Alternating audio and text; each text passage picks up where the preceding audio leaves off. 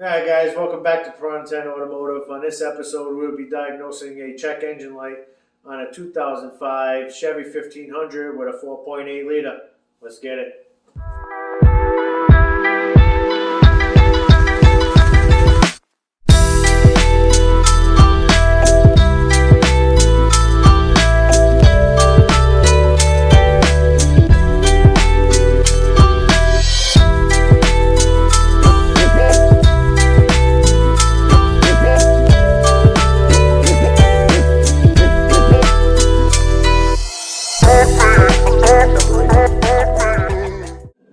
Alright guys, sorry about the background noise, got the heater running. So let's got the hotel hooked up.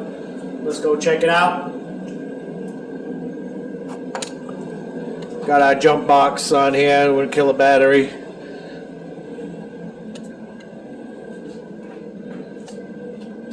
Alrighty, let's get into this here.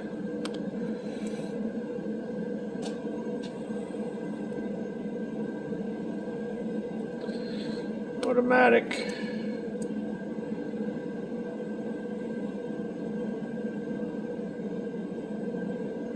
Oh, 5, 4.8, looks good to me.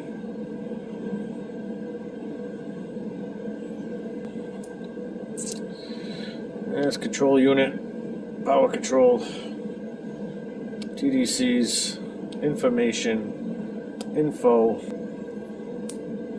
Alright, so we got heater resistance, bank 1, sensor 2. The test has failed. It's not ran this ignition and the miller is requested, and it failed in the history.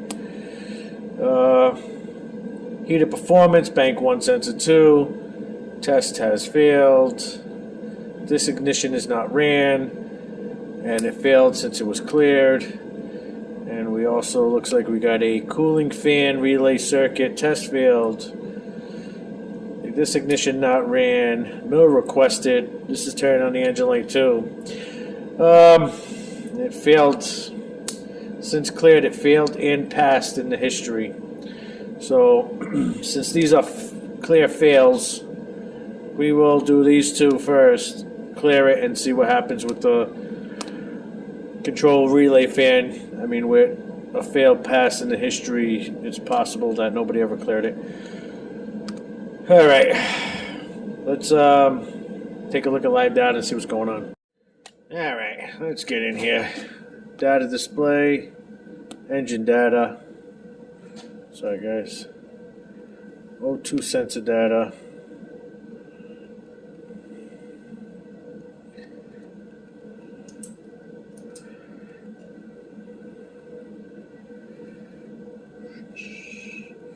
Take a look. Mass airflow. Loop status open. Heater bank. Sensor 1. Bank 1, sensor 2. 0. We've got amps on bank 2, sensor 1. So it looks like we are dead in the water here. So let's get some diagnosis going on and see what's going on with this sensor. All right. So with this circuit failure, what we're going to do here is we are going to test the heater circuit here. This brown wire and this pink wire. This pink wire is our ignition control. This brown wire is our low control from the ECM. So if we follow these guys up,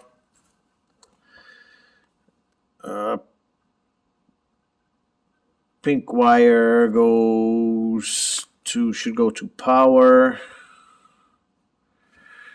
Back through here, number 6. Come on, baby. All right, number 6 here. And our pink wire control goes up to here. So the first thing we're going to do is test this fuse on the ignition control side And then we are going to go, we're going to follow the brown wire here. Computer's freezing up on me. I'm asking it to do too many things. Just scroll down. That's all I need you to do. So we're going to follow the brown wire here on the control side of things, which will be 18. Come back this way. 18 shoots all the way across to 26. So 26 shoots across to 26.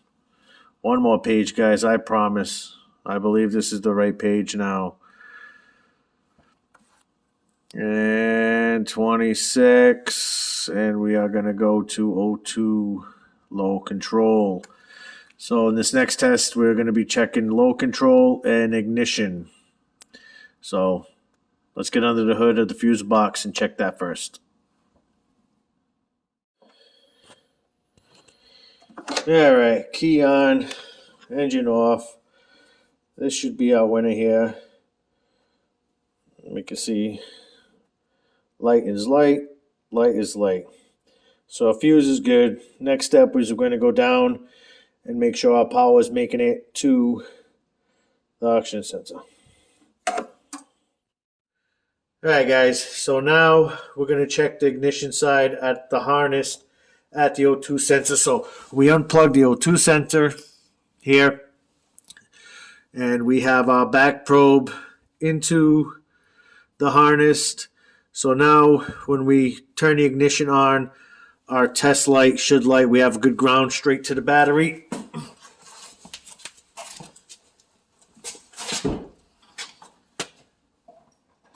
Ignition on, test lights on, so circuit is good coming from the fuse.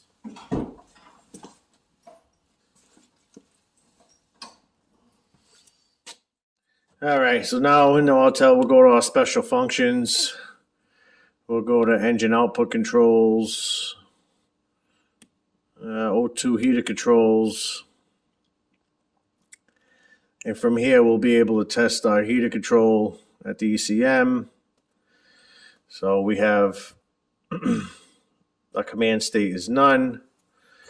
So if we go down back to our heater here, we've got the green wire back probed into the control, the low control side of the ECM, and the yellow into the ignition.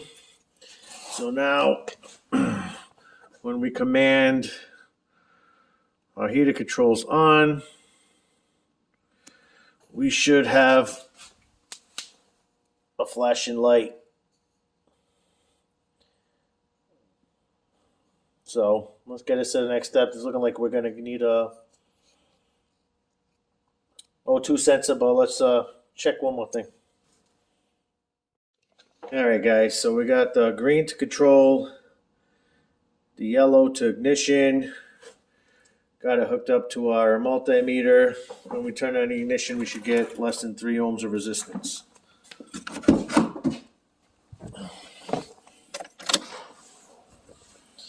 And as you can see, I mean, we probably got to switch the wires. That's why we're getting a negative. But we've got 2.15. So it's looking like we need a new oxygen sensor. We'll let the customer know, and hopefully we can get a fix. Alright guys, so we got the okay on the oxygen sensor, so let's get underneath the truck and get it in.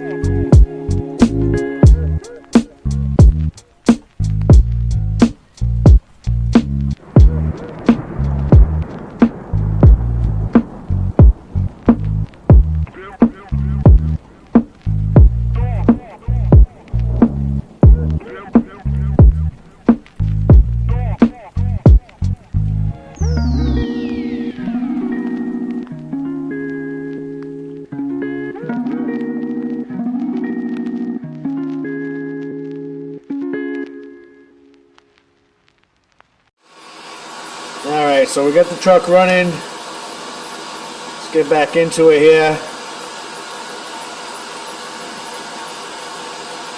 Turn up that a little bit here. If anybody knows how to turn off these automatic lights with the key on, engine off, leave me that in the comments down below. Because these late model Chevys, late 90s, early 2000s are a nightmare with battery drain for this. Power control module, let's go special functions, nope. Let's go data. Let's go check our O2 data now.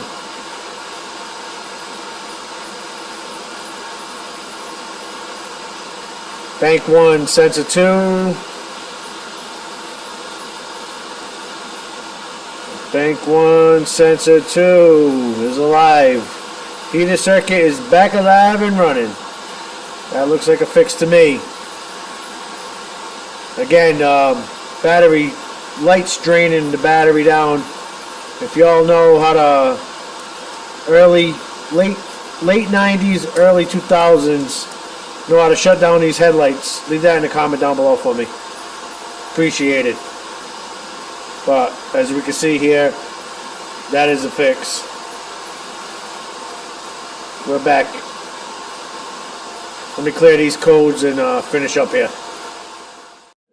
Alright guys, so we cleared the code and it's looking like our coolant fan relay control circuit is still failed. It's a straight fail in history now since cleared, so it should be a hard code, but we're gonna take care of this. I'll make a part 2 of this, so stay tuned for part 2.